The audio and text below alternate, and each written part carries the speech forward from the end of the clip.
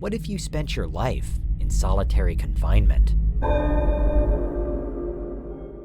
Humans are social beings, and we're often told of the benefits that can come from leading an active social life. That seeing, speaking to, and sharing experiences with other people is something we should all try to do.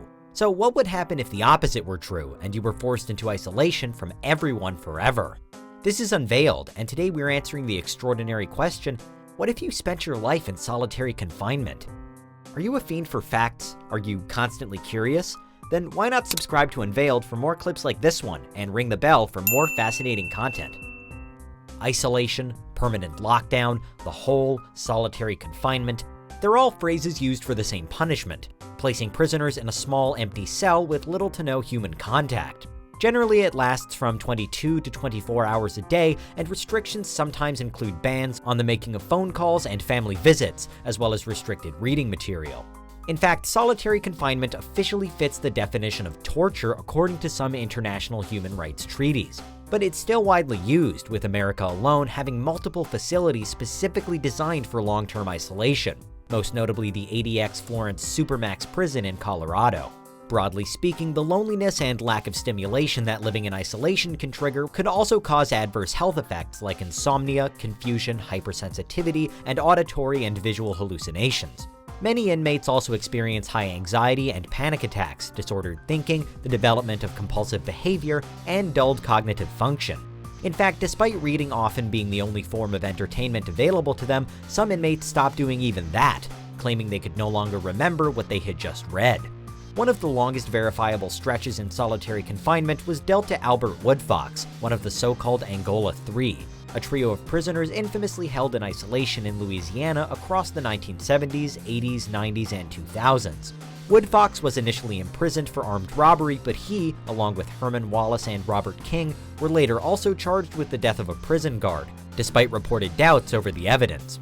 Woodfox maintained his innocence, but nonetheless spent more than 43 years in isolation. Miraculously, he was able to survive, and even went on to write a book about his experience, in which he campaigned for prison reform.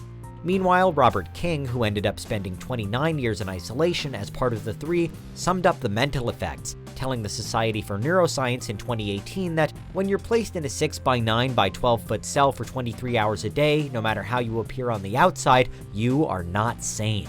While this hypothetical would undoubtedly cause major damage to your physical well-being, perhaps it's the mental toll that'd be the most shocking if you had to spend your entire life in solitary.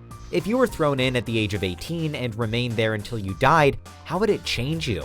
First, you'd encounter the most common effects felt by someone deprived of human interaction: feelings of anxiety, panic, restlessness, and aggression. After just a few months, there's increased irritability, you're unable to sleep, and you'd already be losing track of the day and night cycles. Previous inmates have reported talking to themselves just to hear the sound of a voice, while the inescapable lack of stimuli could start causing your brain to essentially make up its own, prompting extreme obsessive thoughts where your focus rests on the simplest and most fundamental aspects of your severely limited life experience, like the pattern of your own breathing or the growth of your own fingernails, perhaps. The soon-to-be chronic stress could next harm your brain's memory center, the hippocampus, leading to memory loss and increasing cognitive decline. Soon you'd find yourself forgetting recent things or unable to work out simple problems easily, all of which leads to further, increasingly deep-rooted issues, with past prisoners showing signs of severe depression, looking to self-harm, and losing the ability to recognize faces.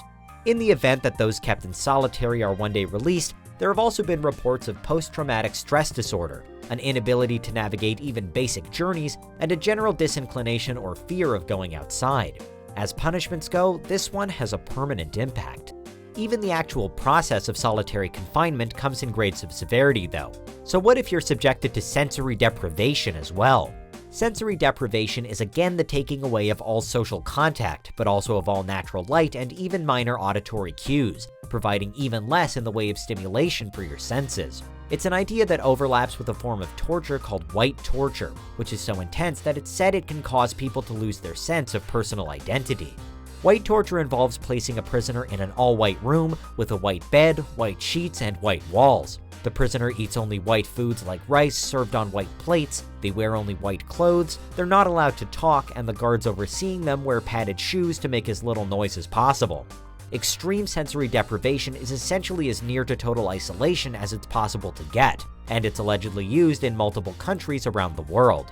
Now imagine spending your whole life in solitary confinement under sensory deprivation conditions, with no sound and no light. You wouldn't even have a day-night cycle to lose track of, and your circadian rhythms would have nothing to align with. The serious biological problems would mount up and up, triggered not only by your confinement, but also by a basic and unvaried diet. Your hair and skin would be damaged and would struggle to grow back. Your general appearance would deteriorate, your muscles could waste, your vision could blur, and over a lifetime, the experience could even damage your very DNA. In truth, just 15 minutes of complete sensory deprivation has led to subjects reporting dizziness, headaches, paranoia, and anhedonia, or the inability to feel pleasure. After even a mildly extended period of time, you'd likely succumb to psychosis, lose touch with reality, and begin hallucinating images, sounds, smells, anything to convince your brain that something, anything is there, to provide even a scrap of hope that the ordeal might end. Your experience would be totally dependent on only the thoughts you have, but given all of the cognitive challenges we've already outlined, you'd wind up stuck in an alternate reality of sorts, where anything your brain imagines could possibly make an appearance. And here's when that loss of personal identity truly sets in. And that's what would happen if you spent your life in solitary confinement. What do you think? Is there anything we missed? Let us know in the comments, check out these other clips from Unveiled, and make sure you subscribe and ring the bell for our latest content.